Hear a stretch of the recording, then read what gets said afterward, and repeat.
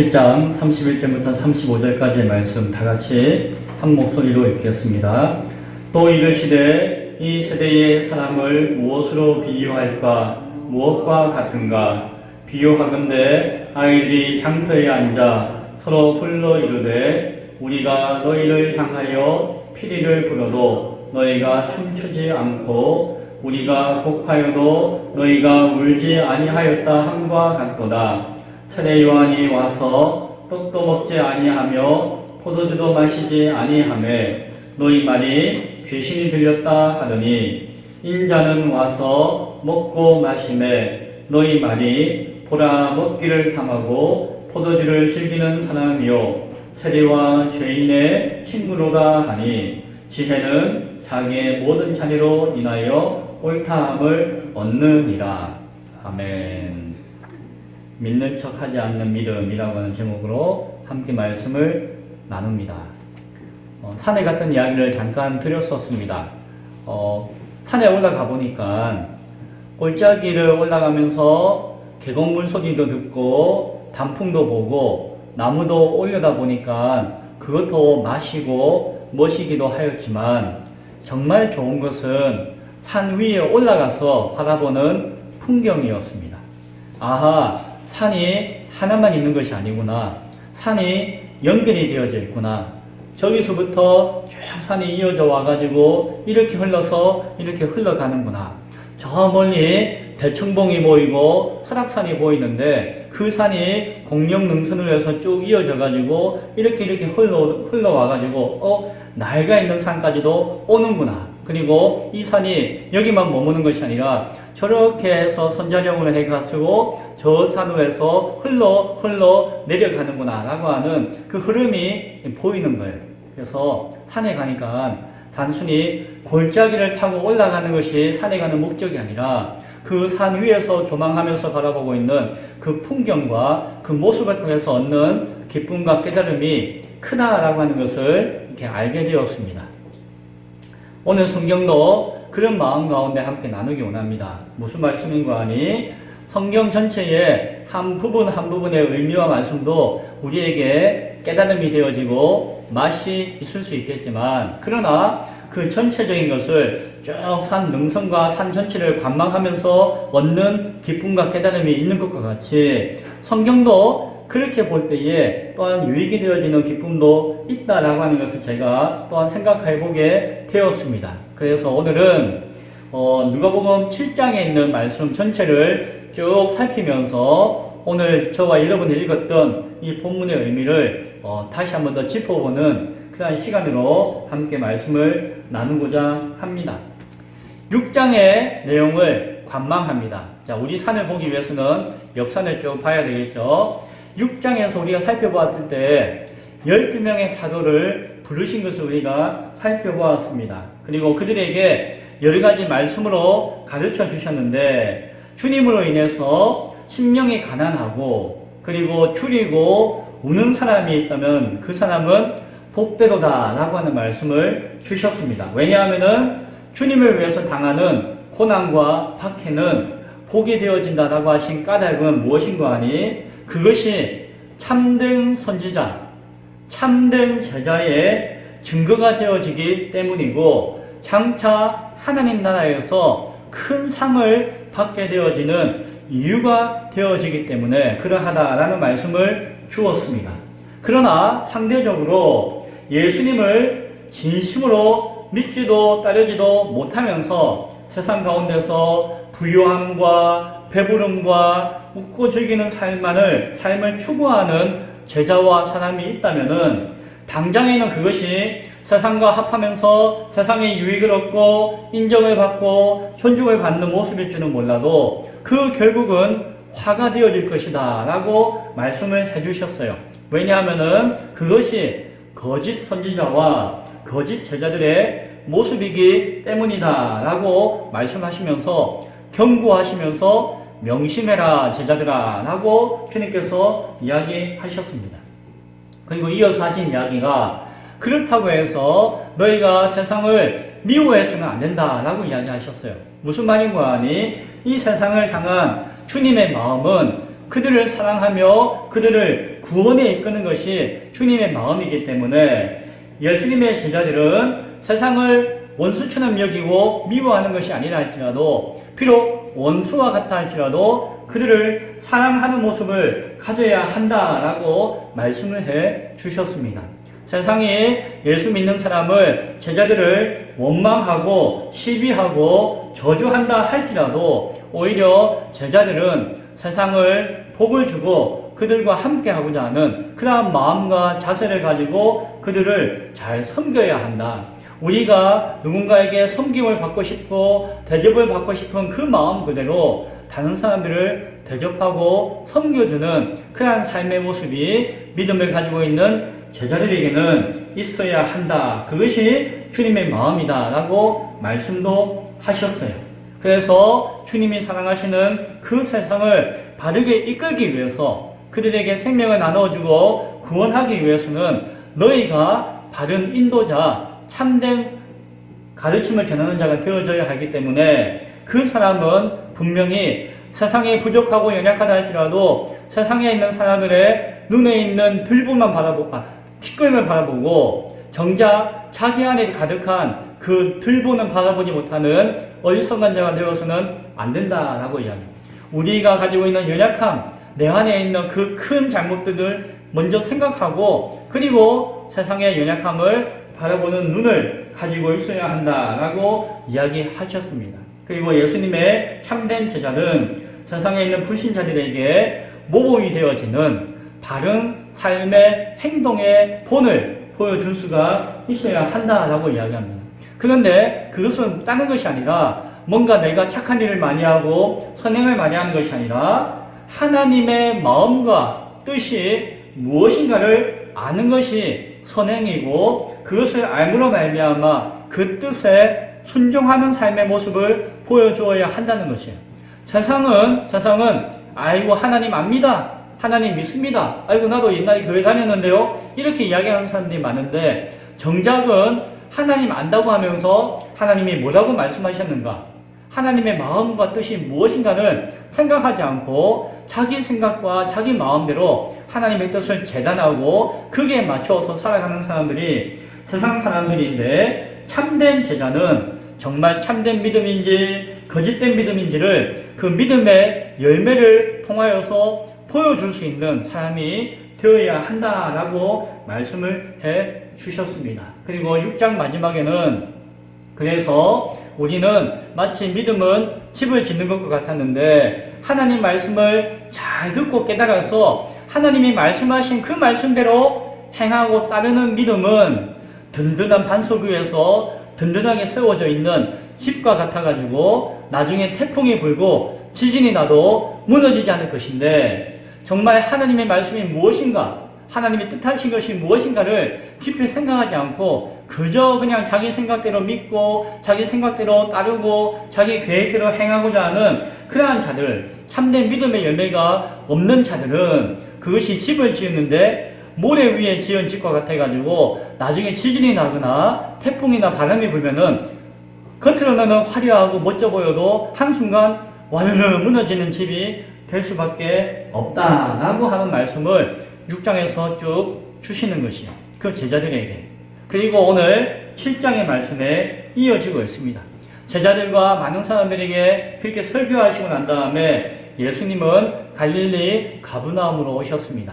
예수님이 거처가 있는 곳이었죠. 그게 왔는데 거기에서 두 가지의 기적을 일으키는데 하나는 무엇인가 하니 백부장이라고 하는 백부장은 부하가 100명 있는 사람이라고 해서 군대의 그 장교를 이야기합니다. 그래서 높은 장교를 이야기하는데 그 백부장 한 사람이 사람을 보내었는데 나이가 사랑하는 부하 중에 한 사람이 죽을 병에 걸렸습니다.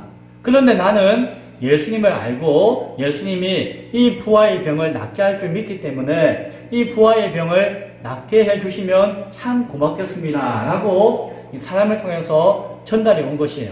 예수님께서 그 백부장을 보시고 백부장의 의를 아셨는지 그에게 가서 그 부하의 병을 낫게 해주려고 했을 때에 그 백부장이 전해온 이야기가 무엇인가 하니 예수님 안 오셔도 됩니다.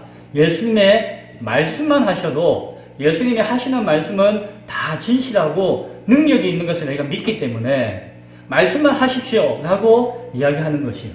예수님이 그래? 그러면은 그 부하가 나을 것이다 라고 말씀했는데 그 멀리 떨어져 있던 그 부하의 병이 다 낫게 되었습니다. 그리고 예수님이 하시는 이야기가 참 백부장의 믿음이 참 좋구나. 무엇이 좋다고요? 말씀을 믿고 말씀을 신뢰하고 어떠한 기적보다도 말씀의 능력을 구하는 것이 참으로 좋은 믿음이다 라고 칭찬해 주었어요. 그래서 예수를 믿는다라고 하는 사람이 많은데 정말 좋은 믿음이 무엇인가 라고 하는 하나의 증거로서 백부장의 믿음을 예수님께서 인정해 주셨어요. 그리고 또 하나의 기적은 무엇인가 하니 그 다음날 예수님이 그 제자들과 많은 사람들과 함께 나인이라고 하는 성으로 갔습니다. 동네 이름이 나인이에요. 나인이라고 하는 성으로 가는데 마침 들어가려고 할 때에 그 동네에서 많은 사람들이 우르르 나오는 거예요. 뭔가 하고 갔더니 장례식이네. 장례 행렬이 그 관을 이끌고 이제 밖으로 이제 매장하기 위해서 쫙 나오는 것이에요. 그 관의 주인은 젊은 청년이었어요. 그 어미가 과부인데 그 하나밖에 없는 아들을 먼저 보낸 것이에요. 그래서 이제 원통에서 끄이끄이 울면서 장례 행렬이 지나갈 때에 예수님께서 그 광경을 보시고 그 혼자 되어진 어머니를 참 불쌍하게 여겨 주셨어요. 그리고는 말씀을 하시는데 뭐라고 말씀하시는 거 아니? 울지 말라. 그렇게 하시고는 그 관에다가 손을 딱 얹으시고는 청년아 일어나라 라고 말씀을 하셨어요. 그런데 그 순간 관뚜껑이 펑 열리면서 청년이 일어나서 걸어 나오는 거예요. 참 신기하죠? 예수님의 죽은 사람을 살리신 기적이 3번 성경에 기록되어져 있는데 그것을 살펴보면은 그 야이로라고 하는 사람의 12살 난 딸을 살리셨는데 그때도 예수님이 뭐 어떻게 약을 쓰고 하지 않았어요. 말씀만 하셨어요. 뭐라고 말씀하시는 거니? 소녀야 일어나라. 예수님 말씀만 하셨는데 소녀가 일어나서 살아났어요. 그리고 예수님의 친구이자 마리아와 마르다의 오빠인 나사로가 죽었을 때에도 예수님께서 뭐라고 말씀하시는 거 아니? 나사로야 나오거라 라고 하니까는 그가 죽었다 일어나가지고 예수님께 나왔어요. 3번의 죽었다 일어나서 살아나는 기적이 3번 성경에 기록되어져 있는데 모두 다 공통적으로 일어나라 나오너라 라고 예수님께서 말씀만 하셨어요. 예수님의 말씀이 능력이 되어진다 라고 하는 것을 오늘 이 기적을 통해서 보여주셨어요. 그런데 중요한 것은 병든 사람이 낫는 것이 중요한 것이 아니고 죽은 사람이 살아나는 것이 중요한 것이 아니라 이것을 통해서 하나님의 아들이신 예수님을 믿는 것이 중요한 것이에요. 그런데 사람들이 난리가 났습니다. 무슨 난리가 났을까요? 그 사람들의 눈에는 지금 병든 사람이 병이 낫고 죽은 사람이 벌떡 일어나서 살아나는 그것만이 보이는 것이. 그래서 많은 사람들이 한편으로는 어이구야, 아이고 무서워라 라고 하기도 하고 어떤 사람들은 야 예수님 정말 예수님 대단하시네 하고 존경하는 사람들이 많아졌습니다. 그냥 중요한 것은 무엇이라고요? 그 일이 중요한 것이 아니라 그 일을 통해서 예수님이 하나님의 아들이시며 참된 메시아시라고 하는 것을 믿는 믿음이 중요했는데 사람들은 그 믿음으로 나아가지 못하는 사람들이 많이 있었던 것 같아요. 그래서 성경을 보니까 이러한 예수에 대한 소문이 온 유대와 사방에 두루 퍼졌다라고 이야기합니다. 소문이 퍼졌다는 이야기 앞에서 보았죠. 하나는 4장 14절에서 이렇다더라 라고 하는 정말 소문이 그 동네에 퍼졌고 그 다음에 4장 37절에서 보면은 이제 그것이 큰 소리가 되어가지고 그 주변에 갈릴리 주변에 좀 더 큰 동네 가운데 퍼졌고 5장 15절에서 보면은 이제는 그것이 예수님의 말씀과 더해져가지고 그때는 소문이 로고스라고 해가지고 예수님의 말씀의 가르침이라고 해서 그것이 그 동네 가운데 퍼졌어요.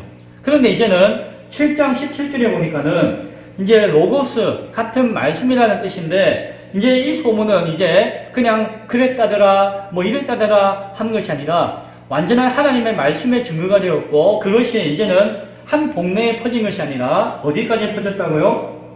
온 유대와 사방까지 퍼졌다. 이제 그 온 나라 가운데 예수님의 말씀이 전해지기 시작했다라는 이야기를 하게 되어요. 이 예수님의 소문만 들렸는데 이제는 예수님이 누구시고 그분의 가르침이 무엇이고 말씀이 무엇이다라고 하는 내용까지도 막 이렇게 온 나라 가운데 퍼지게 되었다라고 성경이 이야기합니다. 자, 그때에 그 소문을 누가 들었는 거 아니? 세례 요한의 제자들이 듣게 되어집니다. 세례 요한이 누구였나요? 예수님보다 먼저 와가지고 예수님을 준비하고자 하는 사명 가운데 살았던 사람이에요. 그래서 예수님이 세례 요한의 세례 받으실 때에 하늘이 열리면서 삼위 하나님이 함께 하시는 모습이 보여졌고 세례 요한이 아하 예수님이 하나님의 아들이시며 메시아이신 것을 확인하고 그전에는 회개하라 천국이 가까웠다라고 하는 말씀을 전했다면은 이제 예수님의 만나고 난 다음에는 예수님이 하나님의 아들이시고 예수님이 메시아이십니다라고 하는 말씀을 전했던 사람이 세례 요한이었어요. 그리고 요한의 두 제자 안드레와 사도 요한이 예수님의 가장 먼저 제자가 되었고 만났던 그 사건도 우리는 기억하고 있습니다. 그로부터 약 1년 반 정도의 시간이 흘렀어요. 요한이 감옥에 갇힌 지가 벌써 1년이 넘었습니다. 요한이 억울하게 감옥에 갇혀 있었는데 그래도 그 요한의 제자들 가운데 요한을 만나서 이제 먹을 것도 드리고 이야기도 드리고 여러 가지 가르침을 받고 있는데 그 예수의 소문이 온 나라 가운데 퍼지니까 그 이야기를 세례 요한에게 전해 주었어요. 감옥에 갇혀 있는 세례 요한에게. 왜? 감옥에 갇혀 있으니까 예수님을 만날 수가 없잖아요. 그래서 그 제자들이 대신 전해 주었습니다. 세례 요한이 생각이 많아졌어요. 벌써 1년하고도 많은 시간이 흘렀어요. 그때에 예수가 하나님의 아들이며 메시아라고 하는 확신 가운데 그분을 세례 주었고 그분에 대해서 설교하고 선포했습니다. 그런데 1년 반이라고 하는 시간이 흘렀는데 자기는 감옥에 갇혀있죠. 예수님은 정말 하나님의 아들이어서 세상을 확 뒤집어서 변화시킬 것을 기대했는데 1년 반 동안 큰 일이 없어요. 말씀만 전하고 일을 하고 계시지만은 자기가 보기에는 뭔가 답답한 거예요. 그래서 세례 요한이 그 마음에 약간의 회의감과 약간의 의심과 약간의 의문이 생겼던 것 같아요. 그래서 제자들을 예수님께 보내어서 뭐라고 이야기하는 거 아니? 오신다고 하신 그분이 과연 당신이십니까? 우리가 아니면은 다른 사람을 기다려야 합니까? 라고 묻는 거예요. 이게 세례 요한의 솔직한 마음이었어요. 예수님 앞에 예수님 믿습니다.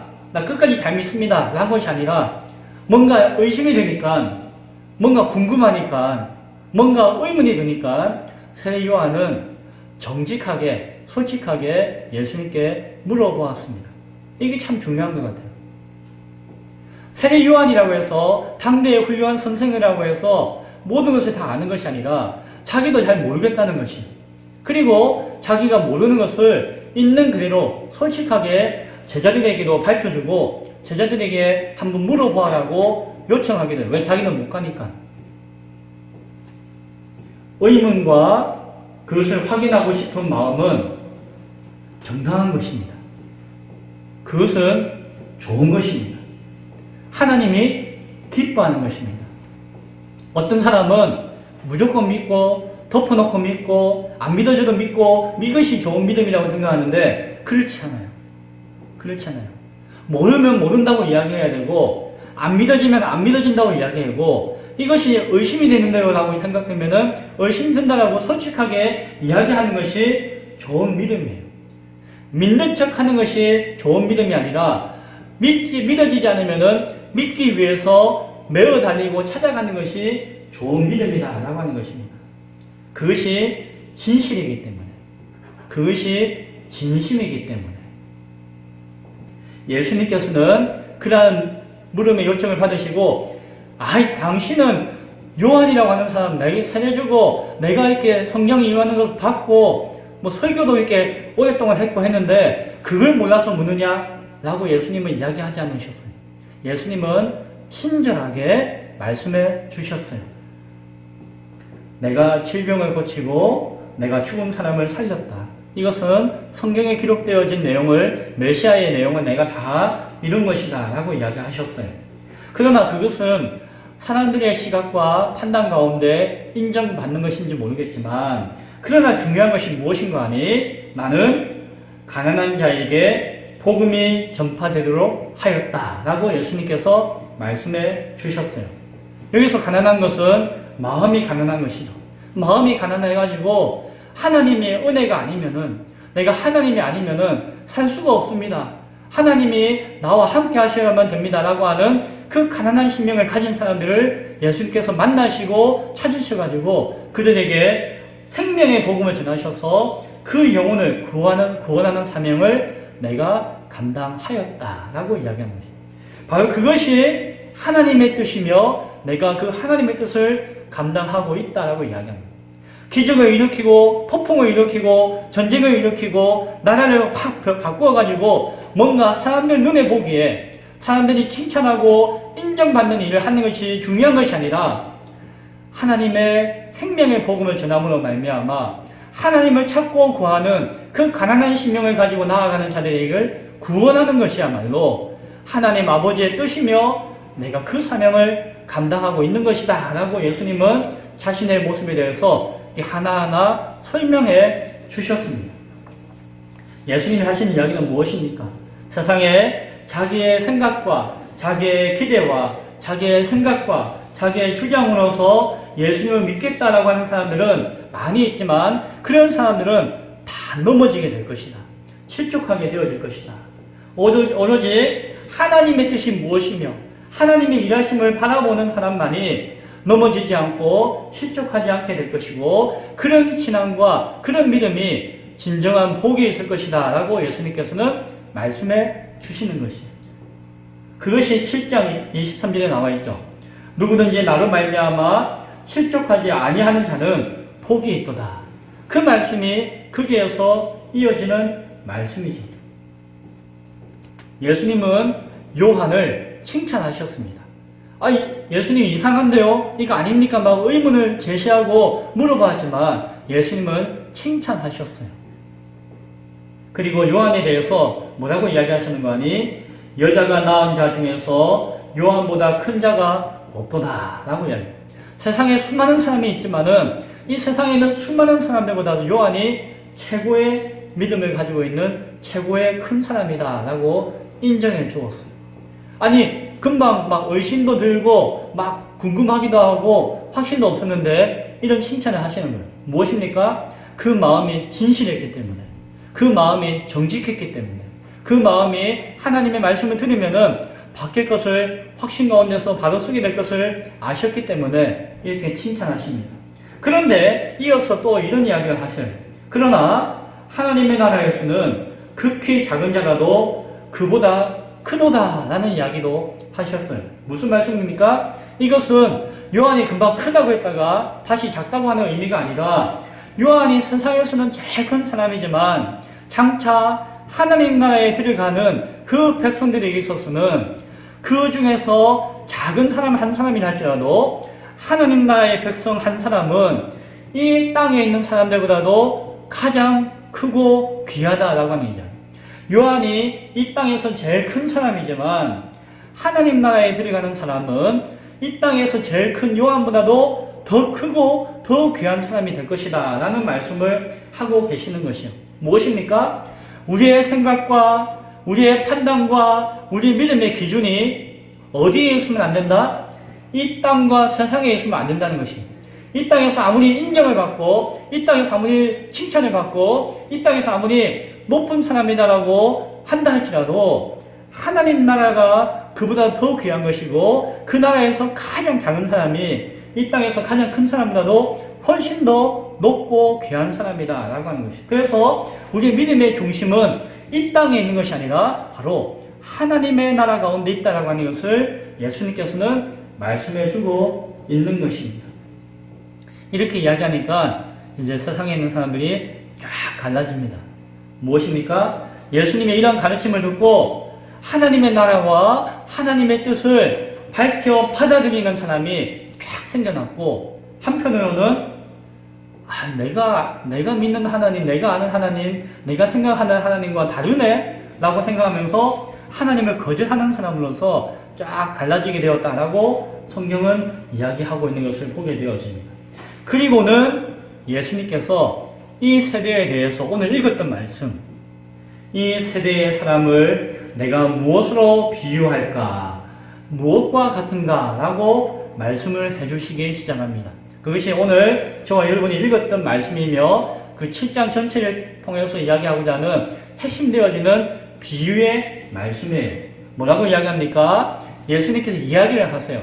자, 내가 이야기 하나 해줄 테니까 그 이야기를 한번 잘 들어보거라 라고 이야기합니다.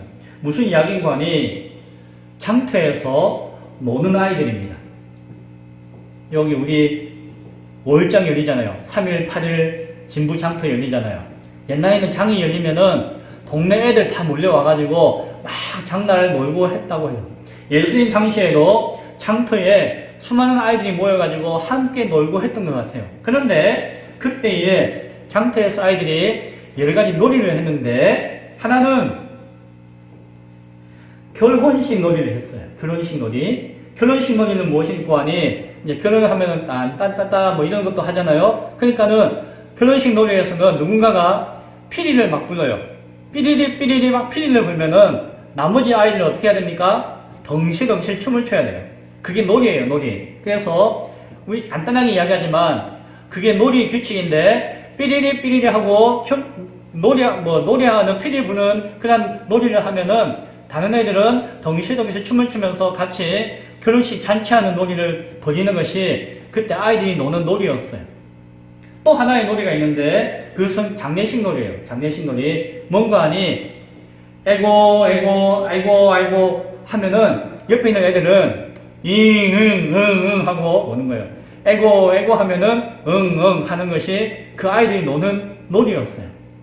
이야기하자면은 그래서 아이들이 모여서 이런 놀이 저런 놀이 하는데 결혼식 놀이 하기도 하고 장례식 놀이 하기도 했다는 것이에요. 그래서 피리를 불면은 춤추기도 하고 그리고 뭐 에고 하면은 엉 하고 하기도 하는 놀이를 했다는 것이죠. 그런데 오늘 이야기에서 보니까 원래 그렇게 해야 되는데 오늘 피리를 불었는데 춤을 안 춰요.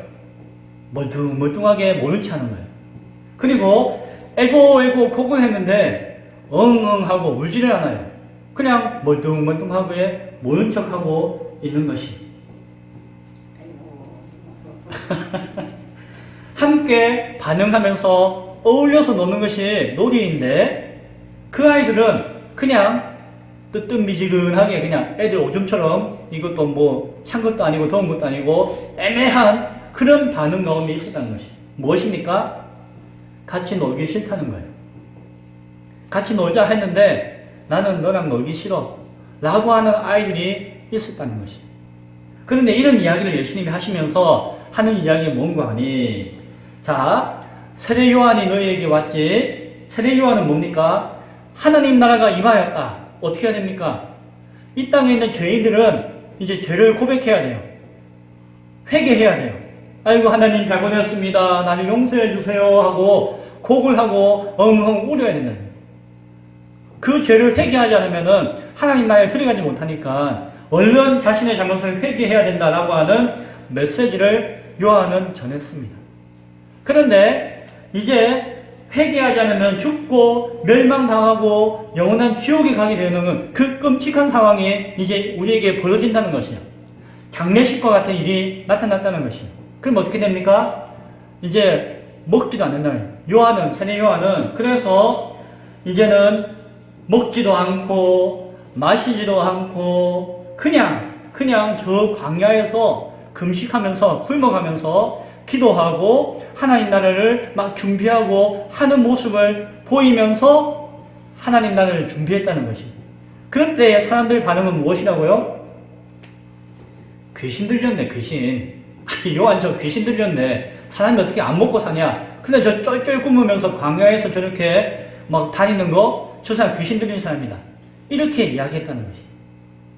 자, 예수님은 오셔가지고 하나님 나라가 왔다라고 이야기합니다. 그런데 예수님은 이제 그 나라가 오면 어떻게 됩니까?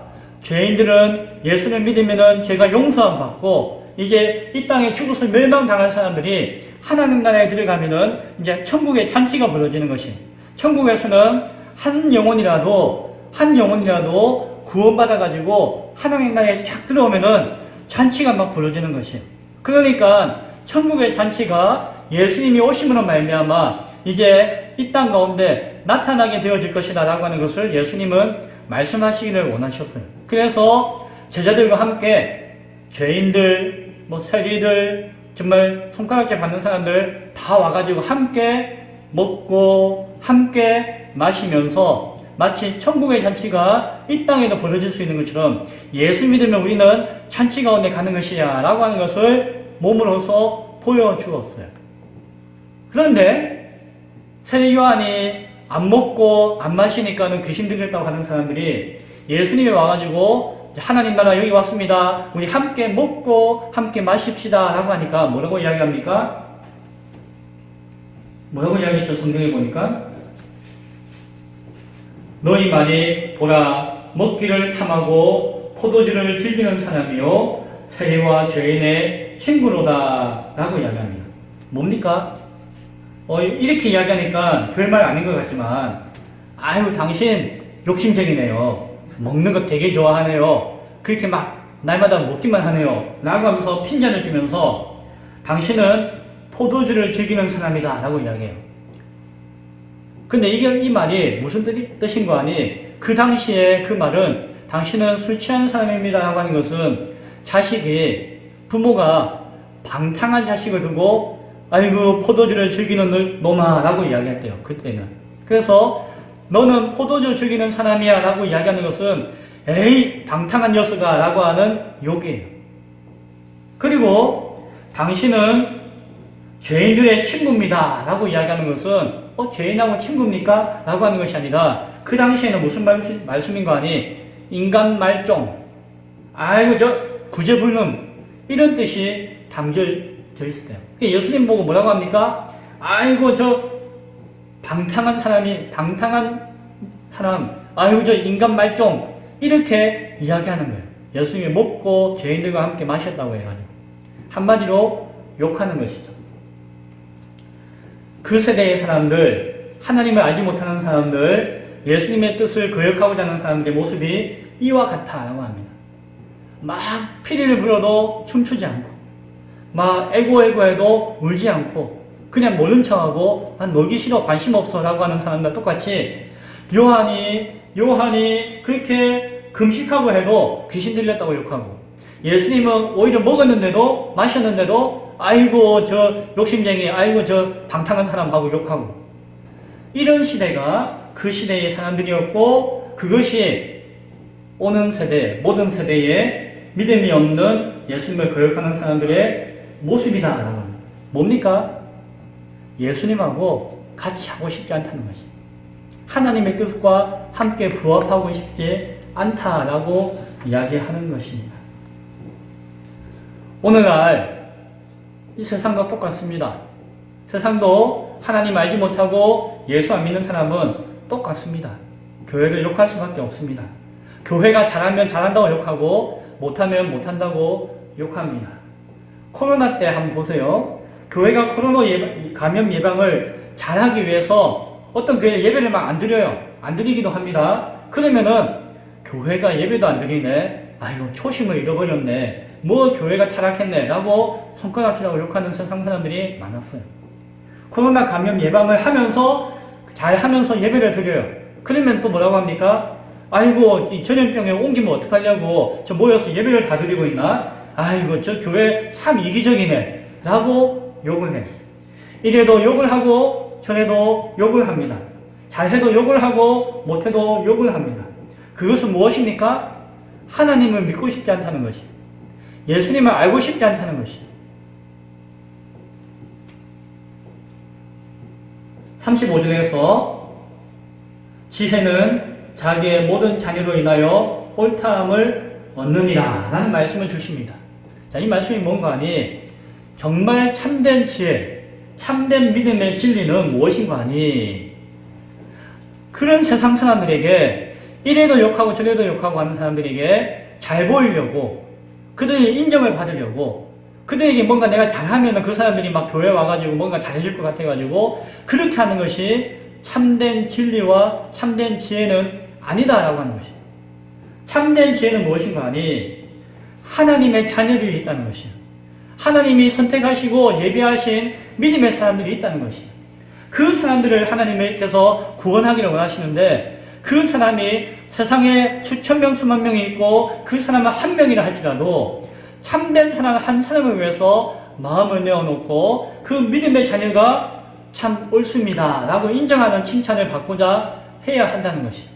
하나님을 알지 못하고 믿지 않는 사람들이, 수많은 사람들이 돈도 헌금도 하고 칭찬도 하고 왔다 갔다 하고 하는 거, 그것을 현혹되지 말고 진실한 사람 한 사람이 참된 하나님의 자녀라면은 그 사람이 인정하는, 그 사람이 옳다고 하는 그러한 교회, 그러한 모습의 신앙을 가지고 있어야 한다라고 성경은 말씀해주고 있는 것입니다. 그러면서 이것이 결론이에요. 그리고 이제 하나의 이야기를 성경이 이어서 7장에 이야기해 줍니다. 36절 이하에서 말씀하시는 것은 무엇인가 하니, 바리새인 시몬이라고 하는 사람의 이야기예요. 바리새인입니다. 그 사람이 예수님을 어느 날 자기 집에 초청했습니다. 그 의도가 무엇인지 몰라도 원래 귀한 손님을 모시면은 아이고 하면서 물을 떠와가지고 발을 씻겨드려요. 손님이 오면은. 그리고 손님이 오면 안고 입맞춤을 해줘요. 그런데 이 바리새인이라고 하는 시몬은 아이고 예수님 우리 집에 오십시오 라고 초청하고 막 했는데 발 씻을 물도 안 줍니다. 입맞춤도 안 합니다. 그냥 예수님 내가 모셨으니까 이 정도면 됐지. 그리고 예수님한테 뭔가 기대하고 뭔가 유익을 얻고자 하는 그런 마음이 있었던 것 같아요. 적당히 섬기면서 적당히 인정받고 적당히 칭찬받고, 하지만 예수님이 어떠하시나 보면서 시험하고자 하는 마음이 그 사람에게는 있었던 것 같습니다. 그런데 그때에 한 여인이 예수님을 찾아왔습니다. 누군가는 창녀라고 이야기하기도 하고, 아무튼 그 동네에서 저 여자는 죄인이라고 손가락질 받는 여인이었어요. 자신의 죄인이라는 것을 알아요. 그런데 이 여인이 향유 옥합 안에 정말 귀한 기름이 담겨져 있는 그것을 가지고 와가지고 예수님 앞에 탁 깨어요. 그래서 깨어서 예수님 발에다가 부어요. 그 가격이 어마어마합니다. 어마어마한 귀한 것을 예수님께 탁 깨어서 예수님 발에 부어요. 초청한 바리새인은 물도 안 떠줬는데 그 여인은 자기의 모든 것이 다 다름없는 그 향유옥합을 탁 깨트려가지고 예수님 발에 부어요. 그 자기 머리카락을 가지고 예수님 발을 닦아드려요. 그리고 그 발에다가 입을 맞춥니다. 그 발에다가, 예수님 발에다가. 그 손님을 향한 최고의 정성으로 대접하는 모습을 오늘 성경은 보여주고 있습니다. 예수님이 이야기하시죠? 시몬 바리새인, 당신은 손님을 초청한다, 예수님을 믿는다라고 하면서 정말 대접해야 될 것, 섬겨야 될 것, 정말 대충대충 하면서 그 마음의 정성이 없구나 야단치십니다. 그러나 이 여인을 보고는 칭찬하십니다. 그 여인이 귀한 것을 가져왔다고 칭찬하는 것이 아니라 그 여인은 죄인이었기 때문에 예수님이 자신의 죄를 구원하시고 용서하실 유일한 분이라고 하는 가난한 심령을 가지고 왔기 때문에, 하나님의 은혜가 아니면 나는 인생에 소망이 없습니다라고 하는 마음 가운데 왔기 때문에, 그리고 아낌없이 자기의 생명보다 귀한 것을 예수님의 발 앞에 내어놓았기 때문에 예수님은 그 여인의 칭찬하시고 그 최고의 정성과 대접 앞에 영광을 받으셨습니다. 그리고 예수님 말씀하시죠. 너의 사랑함이 크도다. 너는 죄 사함을 받았다. 그리고 너는 너의 믿음으로 말미암아 구원을 얻었다. 평안하게 살아라. 이제 눈치 보지 말고 이제 막 걱정하지 말고 너는 이제 죄가 사함받고 하나님 나라에 들어가게 되었으니까 이제는 편안하게 잔치를 벌이면서 편안하게 살아라고 축복하며 말씀하시는 것을 보게 되어집니다. 자, 이제 말씀을 정리합니다. 오늘 7장의 내용을 쭉 살펴보았죠. 자, 이 세대의 사람들은 어땠습니까? 믿는 척 하지만은 정작 믿지 않았습니다. 착한 척 하지만 뒤에서는 욕을 했습니다. 그러나 하나님의 참된 자녀 되어진 사람은 뭐 의심이 들 수도 있고 이해가 안 될 수도 있지만 그것을 해결함으로 말미암아 믿음의 성장을 하는 사람이었습니다. 자신은 죄인이었지만 가난한 자의 심령으로 찾아와서 진심으로 하나님 앞에 엎드리는 사람이었습니다. 결론적으로 세 가지의 내용을 정리해 드립니다. 첫 번째, 진실하게 믿는 것이 중요합니다. 믿는다고 해서 대충대충 믿는 것은 소용이 없습니다. 의심이 들더라도 물어봐서 정말 믿는 척 하는 것이 아니라 정말로 진실하게 정직하게 믿기 위해서 몸부림치면서 묻고 찾고 구하는 자가 되어야 합니다. 두 번째, 교회는 그러한 진실한 자녀와 함께 할 수가 있어야 합니다. 돈을 많이 바치는 사람, 뭔가 교회에서 큰 일을 많이 하는 사람, 그런 사람이 중요한 것이 아니라 세상에서 인정받는 교회가 되는 것이 중요한 것이 아니라 이러한 진실한 자녀를 귀하게 여기고 그가 가난하든 그가 힘이 없든 그가 나이가 많든 그가 병들었든 그것이 중요한 것이 아니라 하나님 앞에 진실하게 신앙하고자 하는 사람을 귀하게 여기고 그 사람과 함께하는 교회가 되어야 합니다. 세 번째로 신앙은 자기의 유익을 계산해서 하는 것이 아니라 아무런 계산 없이 순전하게 하나님께 내어놓는 것이 신앙인 줄로 믿으시기 바랍니다. 세상은 계산합니다. 타자기를 두들깁니다. 내가 헌금을 얼마 하면은 어느 정도 복이 오겠지. 내가 이만큼 충성하고 봉사하면은 어느 정도 유익이 오겠지. 최소한 나에게 구원이라고 하는 선물은 있겠지. 그 하나님의 은혜조차도 계산으로서 이야기하고자 하는 사람들이 있습니다. 그러나 참신앙은 계산하지 않는 것입니다. 참신앙은 자기의 유익을 구하지 않는 것입니다. 예수님의 참제자로 부름받고 신앙생활 할 수 있기를 소원합니다. 사람의 뜻을 구하는 거짓된 신앙을 버리고 하나님 뜻만을 구하는 진실한 신앙을 붙들 수 있는 우리 모두가 될 수 있기를 간절히 축원드립니다. 기도하겠습니다.